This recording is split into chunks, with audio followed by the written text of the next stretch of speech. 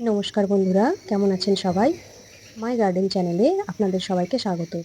আবার এসে গেছি নতুন একটি ভিডিও নিয়ে।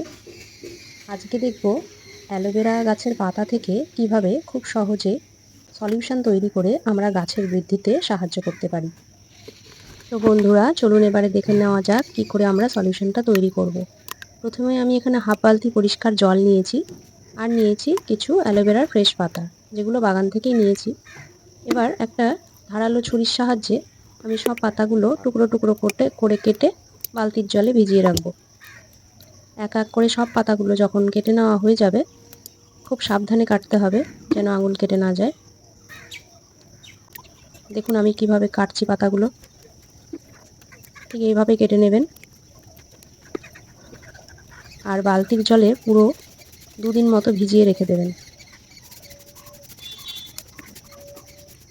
2 দিন এইভাবে ফেলে রেখে দিলেই দেখবেন সমস্ত পাতাগুলো গলে জলে পুরো গুলে গেছে।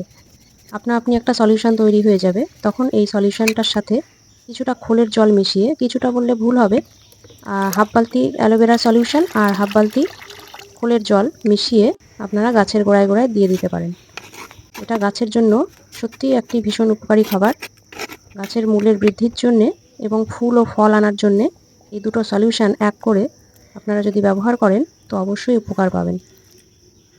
বন্ধুরা, আমরা তো আগে থেকেই জানি যে অ্যালোভেরা ন্যাচারাল রুটিং হরমোনের কাজ করে। তো অ্যালোভেরা সলিউশন গাছের মূলের বৃদ্ধিতে ভীষণভাবে সহায়ক। আর থাকছে খোলের জল, মানে সরিষার খোলের জল, গাছের বৃদ্ধিতে এবং ফুল এবং ফল আনতে ভীষণভাবে সহায়ক। তো আপনারা খুব সহজে বাড়িতে এই সলিউশনটা তৈরি করে বাগানের গাছে ব্যবহার করতে পারেন আর হাতে নাতে ফল পাবেন। মাসে অন্ততপক্ষে 2 বার আপনারা এই সলিউশনটা ব্যবহার করতেই পারেন। আর যদি চান যে সরিষার খোলের জল আলাদাভাবে দেবেন, তাও দিতে পারেন। আবার যদি ভাবেন যে শুধু অ্যালোভেরা সলিউশনটা আলাদা করে দেবেন, তাও দিতে পারেন।